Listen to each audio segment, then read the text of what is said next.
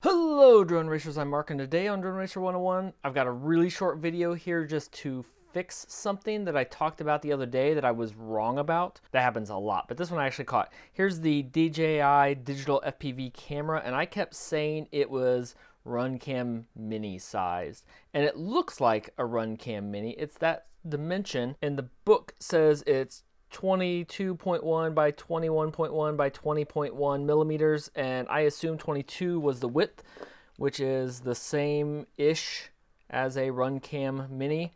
But I actually started taking apart a drone that had this camera in it to put this system in so I could fly it, and it became obvious pretty quickly that it was not going to fit properly, not without an adapter. I actually got an adapter to put it in a full-size drone and then realized that wasn't going to work at all.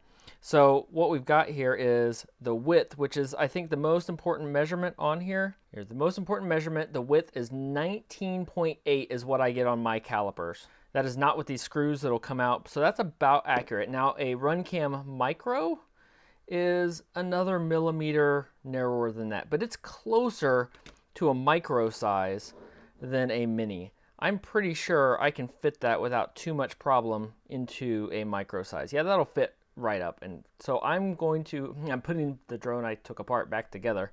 So now I'm going to find something else to put this in. I have a dedicated build on its way that I think will be a really sweet setup for this, but I'm going to have to figure out the camera adapter again, because this is not going to fit for something like this. Just wanted to point that out because I had mentioned that multiple times that I was totally wrong. So if you build this, make sure you have a micro size for it.